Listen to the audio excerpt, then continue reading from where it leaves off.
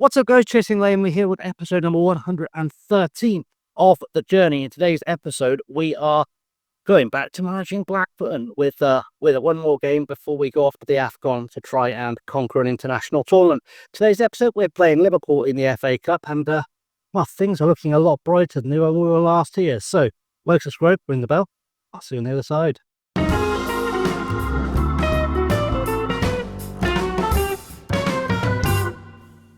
So here we are on the home screen then, and you can already see things are looking much brighter here at Blackburn. We start the season off in 23rd in the table. We're now up, we took over at the end of October, 23rd in the table. It's now the 6th of January. We sit 11th, and our run of games has been quite spectacular. We took over here.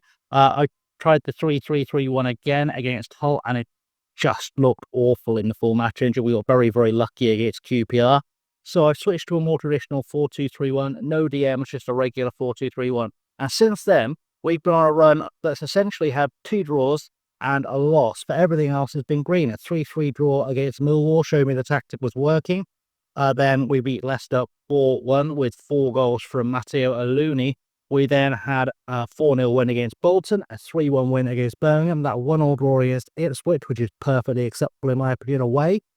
We beat Reading 3-0. We beat Cardiff at home 4-2. We beat Birmingham away 3-0. So we've beaten Birmingham twice with scoring 3 goals in the space of a month. We've just lost to Burton 1-0 before bouncing back with a 5-2 win against Middlesbrough, which has got us there. And I think that's really kind of inspirational and really sort of shows how much we turned this around. Is what we got here. Our top goal scorer had 4 goals, and everyone else that had scored at all had either 2 or 1. As we look at things now, our top goal scorers, we've got 2 of them that have scored 9 goals apiece this season. And if we sort by goals here, we've also had 7 from Esposito, who's on his way out, which I'm not worried about because the other strikers I've rotated in have been phenomenal, quite frankly. We've got Saber on 4 here, and a bunch of guys on 3 as well. So we've really upped the goal scoring, and that's been reflected in our form so far, which has been really, really nice. Of course, because we're in January, I have done some business, so we'll talk through the transfer business we've done now. And, we essentially, as I said in the last episode, I've been looking through the Scandinavian leagues because they all come to an end. You can kind of Boltzmann a few players in January. We've picked up Victor Anderson, a goalkeeper from Malmö. He is pretty decent. He's our backup goalkeeper officially. We're working on a few things with him, but a solid backup and a guy with under 21 caps that we needed because our backups that we had when we got here were frankly awful. I've moved one of them on. I'm trying to move the other one on, but nobody seems to be interested in signing him. So that's one of our goalkeepers coming in there. I say one of, because we've signed 2, by the way. Gordon Locklear came in. He's not got a work permit. We're trying to loan him out to Berry, who had just signed an affiliate deal with. He should be very, very good. He should grow into a very good player. If he didn't have a work permit, he'd already be playing. So Berry might be a big step down to him. I'm hoping I can game the system a little bit, and the game will decide he's too good to be playing for Berry and just give him a work permit. That's the hope. So we'll see what happens with him. He's a very, very good 21-year-old that we've signed.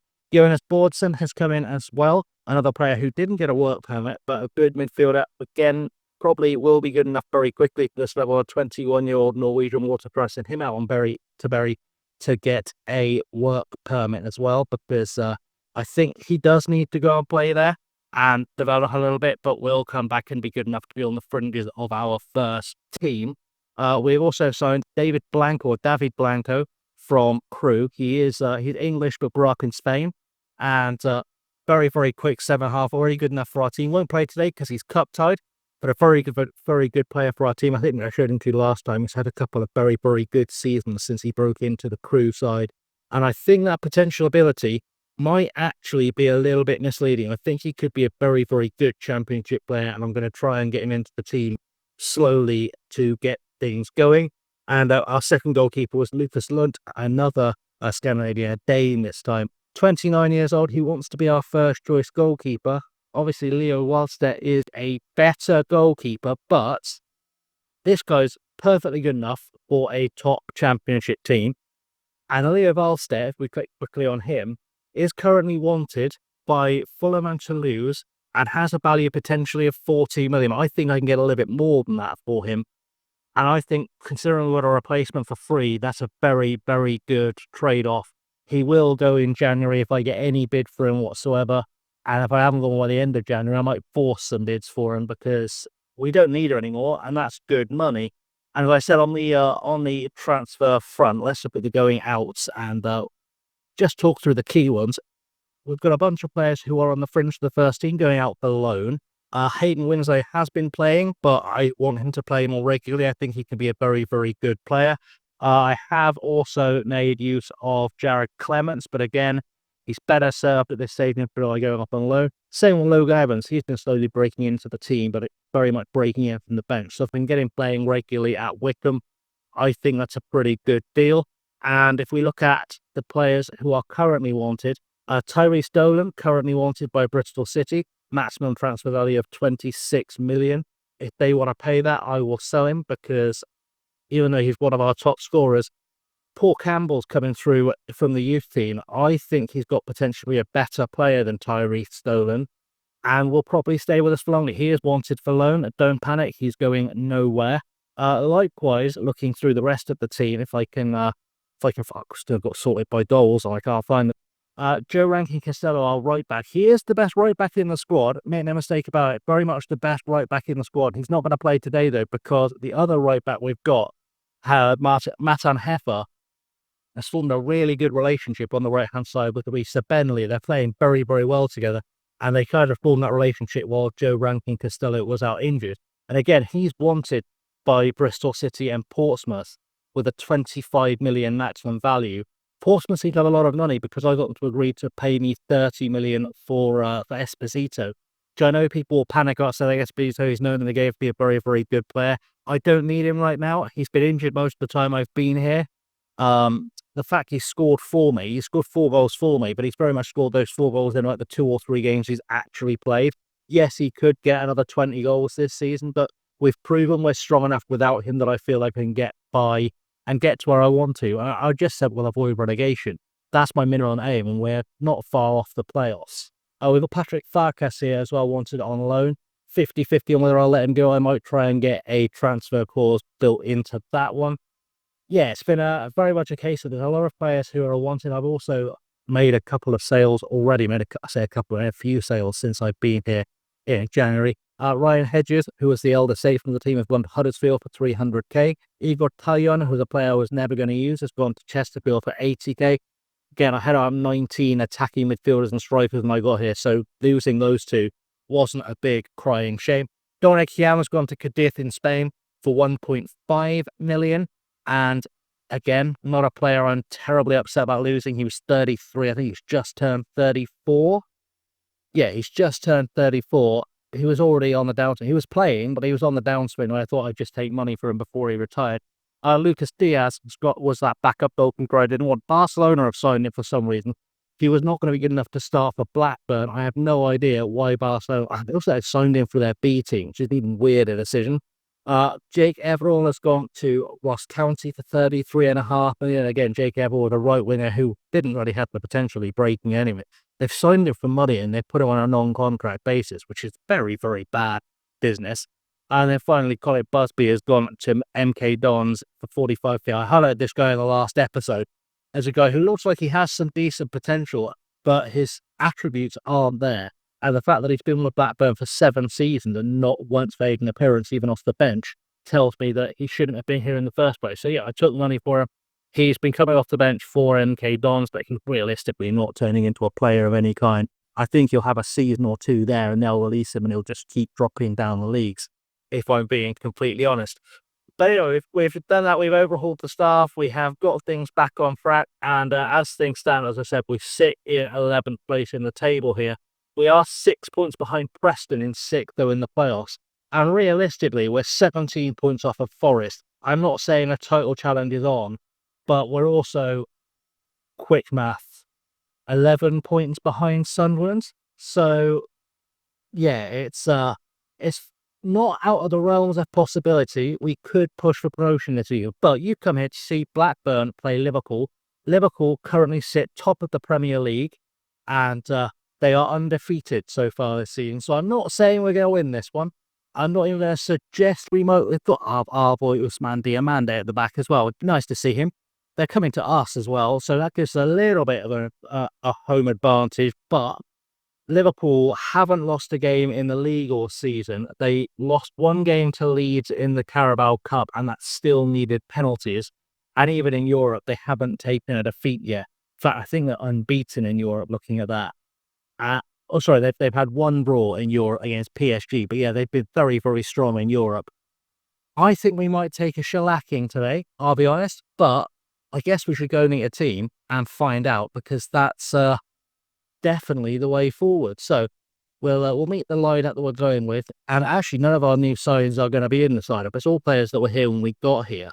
But we've got Varstat in goal. We've got Heffer, Joan, Nordine, and Pickering as the back five. Ursua and Cam are playing as the centre midfielders. They formed a very good relationship as well. Benley, Saber, and Dona are the attacking midfield three, and they've been very, very productive. You can see here the form over the last 5 games has been ridiculous from those guys. Hi, Matteo Aluni, but at the moment is undroppable. He can't start swings. I'm happy that he can play in a weak role, but I don't think he has a much stronger role than that. He wants to be a target ball or a complete forward, and it's not much. I don't know. Anyway, on the bench, it's Joe Rankin Costello, it's James Baxter, Jared Clements, the youngster, is also there. Jay Garrett and John Buckley are started rotating into the side, and they've done very, very well. Danny Keepo, Hayden Winslade, Dale Vipon, and Esposito are on the bench. And I've been very happy they've now got goals they each got a goal, those three, because Dale Vipon, I mentioned when we got here, had the highest XG in the league and hadn't scored. And it's nice that he's finally got one. I'm hoping he'll get a few more and just really drive us on. I'm not playing Esposito today, not because he's on the verge of being sold. He's not started purely because the form of the front four has been far too good to get him in the team. I know I say he's on 7.74 over his last few games, but he has missed a couple of games through injury, so it's a bit misleading. Anyway, let's firm that and let's get into the game. So, before we get into that, let's have a little look at our opponent's team sheet. And it looks like they've been very nice to us in that they've rotated this team quite a lot, given they've still got quite a lot of players who I recognise at the club. Like Nick Horton, I'm assuming, is a youth team goalkeeper that's come through. They've got Florian Burts, they've got Harvey Elliott, they've got Shaquille Van Persie, and then Carlos Alexander. It's not a weak team by any stretch. Let's not cast any aspersion. It's not a weak team, but then you look at their bench and you see that they've got the backup. They've got Canate, they've got Rooney Bargy, they've got Van Foyt there, they've got Joe Gomez on the bench. They're not messing around. They are here to win, but they are also bloody youngsters, which is going to help us. But I feel like if we do take a lead, they're just going to pile on the big guns and try and smash it. I'm not expecting us to take a lead at any point in this game. It's a very good tactic and a very good team working very well together. We're in very good form. But this Liverpool team, as I said, so far undefeated in the league and the Champions League this season. They've lost once in the League Cup on penalties. But that's it. This team looks unbeatable today, or so far this season. And I don't think we should be too concerned by the fact they put up, too encouraged by the fact they've put a bunch of youth teamers in there, even at the back, because I very much think this is still a very good team. Nick Horton, as I say, he must be a youth team goalkeeper, and yeah, I mean, he's probably very good. We've not scouted him for some reason, but he's probably very good if he's getting in a Liverpool side. So, we are just going to settle in and hope we don't get absolutely smashed. I'm sort of glad they haven't bought all their big guns, but I'm still not confident. We've got a free kick, and Saber has put away the pass there. In fact, it's going to his own goal for Fagioli, but it's a little bit unfair because that was a very well-worked free kick. Risa here taking a free kick short to Saber, who, I guess, rifled it off Fagioli for a deflection pass as well. Saber's shot, to be fair, wasn't actually on target. The rebound, the deflection has actually helped us a great deal there, but we go a goal up, and that's what's really important. We've got a corner. We could do a second goal up as Pickering puts it into the box, and Aluni gets a head to it. He's usually quite good in those positions. Gets a head to it, but somehow we're looking... We've had all the highlights, but I don't know what's happening. We're looking dominant. Pickering in for Can, and Lewis Can makes it 2. And we're in dreamland right now because we should not be capable of beating a Liverpool side that is undefeated in the league this season. We shouldn't be capable of that. We were 23rd less than 6 weeks ago. Or sorry, less than 2 months ago. We were 23rd in the table and struggling to score goals at all. And we have put 2 goals past the team you'd have to presume are going to win the Premier League this season in very short order. And this isn't the Shaquille Van Persie you get at the start of the game where he's, 18, 19 coming through. He's 23 now. He's had time to develop. He's turned into a regular starter for Liverpool. And he hasn't even had a look in yet as Risa goes for Heffer. And Heffer has a shot. And Matan Heffer, I told you Risa and Heffer have been playing very, very well together this season. And there you go. That's why I'm happy to sell Joe Rankin Costello. If anything, if I can find the money to make those 2 guys permanent, I'll do that rather than adding to the squad because they've been phenomenal. They've been absolutely phenomenal. And we're currently sitting 3-0 up in the first half after less than 25 minutes against the best team in the country. It's become absurd. It's become a little bit crazy. And we're in danger of absolutely embarrassing the league champions, which is, well, they're presumptive. I don't know if they won the Premier League last season, but they're presumptive league champions as things sit right now. And this is a bit silly. Got a corner against us now, finally. It's Harvey Elliott taking it into the box, and great save there by Valstad. I think Nordin also got involved there, and now Heffer's got a chance to counter. He's got some decent pace. If some guys can come and join him, this could actually be a really threatening counter-attack. Ball goes back for Pickering. Gives Czech players a chance to get in position. It's fallen for Tyrese Dolan. Back to Heffer, who needs to get back on his own side. I guess he didn't do anything with it from there because the highlight didn't continue. But it goes to show we're very, very good when we go on a counter. And we've got a free kick. Get it. Reese taking it, and he can score from here. I'll see him score a couple from here. Off the wall this time. A little bit unlucky. We're going to get a corner out of it. And a bit of a breathless first half here as Pickering will take the corner and hopefully find a head. He does find Reece Bentley in the box. It's 4-0. And you've got to wonder why Zinedine Zidane in the Liverpool dugout is not rapidly sending on the first team players he's got in waiting, because the kids he's sent out are not doing the business for him. He needs to just save himself from embarrassment. If I was in his situation, top of the Premier League, getting battered like this by a championship club who have been on bad form to start the season, this bench should be empty by now. Every one of those kids would be out of the team. And I would just be firing on first team footballers. Every first team footballer I had on that bench that had come on would be coming on. But we're heading for half time now. We're into injury time at the end of the first half. We'll praise the boys. But we do sit very pretty at 4. Our XG is only 0.8 as well. We've had 4 goals off an XG of less than 1 in that first half. And that shows you how much we've turned around the ability to score goals at this club. They couldn't, but I think we'd had 13 goals total when I got here. And we got 13 goals in our first games in charge. I don't know why I'm doing extra teams. There's no need to do extra team talks. Just send them back out there. Just send them back on for what they've been doing. And I might even send on Jared Clements very briefly for the last half hour of the game, just because we're playing very, very well. He's a youngster who needs to get some game time in. If we can get him a performance, get him a good rating against the Liverpool side, top of the league, you've got to think that's going to boost his confidence and help him to develop quite rapidly. So, options in the box here, but yeah, they've started making changes. They've sent on Kanate, they've sent on Bargi, they've sent on Colombo. They are realising that first team players need to be happening, but I think they've realised that a little bit too late, to be honest, and we're cruising. So throw in now for Liverpool as the game has decided to get a bit laggy for reasons I don't fully understand, because there's nothing of note running in the background, so that's always a fun situation. Figueroa has picked up the ball for Liverpool now, goes forward to Harvey Elliott, and he'll be looking to get a goal just to bring them back into the game, and with shooting like that, he's not going to pull that off. So, looks like the game started to catch back up with. I am now very much considering making some changes and sending on kids, and I feel like against a Liverpool side that's top of the league at 4-0, that's almost taking the mick a little bit. They are starting to come back into it. You'd expect now they've finally realised that they need their first team to beat us, but I'm not feeling super like we're going to lose this one. We've got the ball back, and Tyree Stolen's going to start a counter-attack here. He's good enough to get this ball forward if he needs to, but he's gone backwards to Nordine, and Nordine goes in for Ursua, who we've not really talked much about in this game, Cam to Aluni. Aluni threw ball to Saber, and Saber should have finished that one. 5-0, that would have been game over. But yeah, I think we might send some kids in because, frankly, why not? So I've made 4 changes. Clemens goes on at the back for Harry Pickering because he was tiring. Nordine out to left back in there. Wednesday, Esposito and Bipin have gone as our attacking midfield 3. One of them was tiring. The other 2 weren't playing, in 7s, so I just took them off.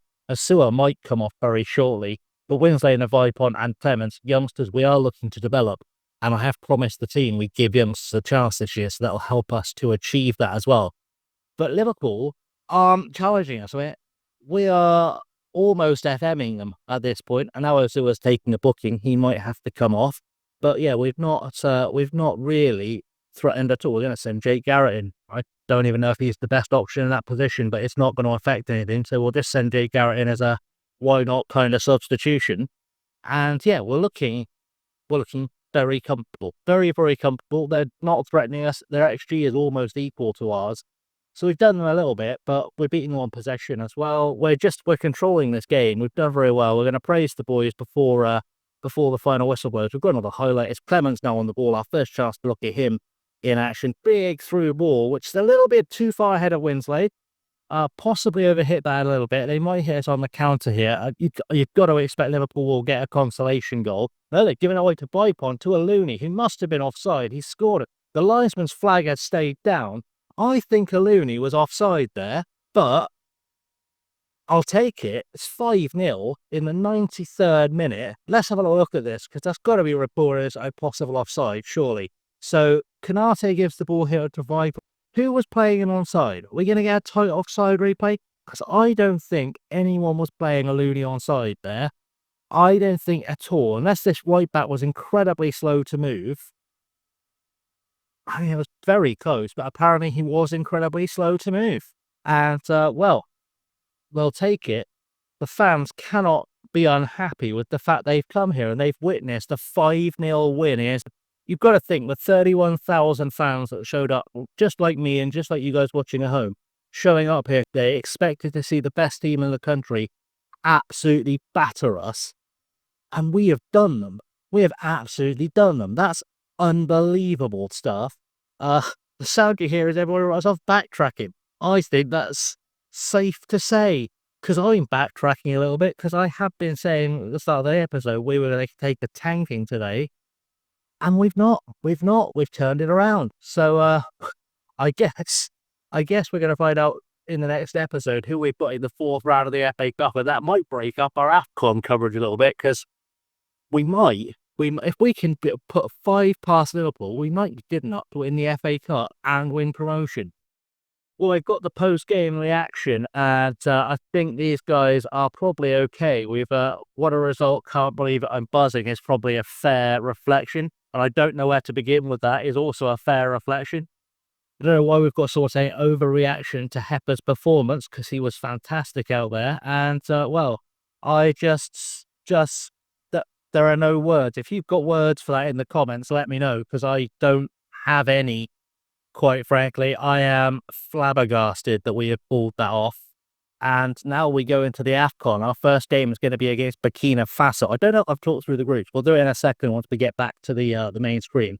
We'll talk through the AFCON group we're in. And yeah, we should be cruising for this one. I'm not entirely sure how AFCON and FA Cup games shake out.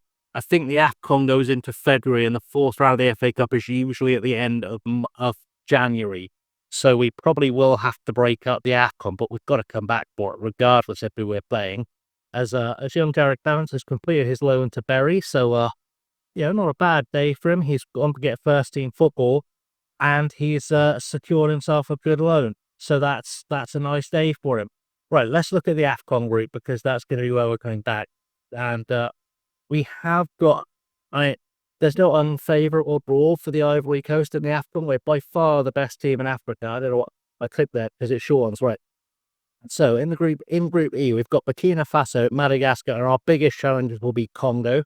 As you'd expect, the tournament is being played in Senegal this year. But in our warm-ups, we drew 0-0 with Germany at home, which is a very good result. I think it's safe to say it's a very good result. Got no Vanyaman, by the way. He picked up an injury in one of these games. In fact, it was training after the Nigeria game. Nigeria are the second best team in Africa, and we still beat them 3-1 at home. As Senegal, who are definitely top 3 in Africa and the hosts, we beat 1-0 in our warm-ups for this tournament. So I think we're safe to say we're going to do very well in the AFCON, starting, as I said, with this game against Burkina Faso. We'll jump very quickly back to the Blackburn side just so we can see where the FA Cup fourth round is falling for us, because it should be in there. It is going to fall the 26th, which should very much be in the midst of the nation. So I think we'll probably play the group stage and a knockout, and then come back for whoever we've got in the fourth round of the FA Cup, and then finish off the AFCON. I think that's a good plan of action, and then we've got a very, very solid looking running. I'm not unhappy with this at all. So, thanks for watching, guys. I have always been chasing. I hope you like, subscribe, read the bell, leave the comments down below. Tell me anything we're going to do in the AFCON. I'm very confident we can win this, but maybe you've seen something that I haven't. Who knows? Anyway, thanks for watching, guys. Till next time, stay safe and have a good one.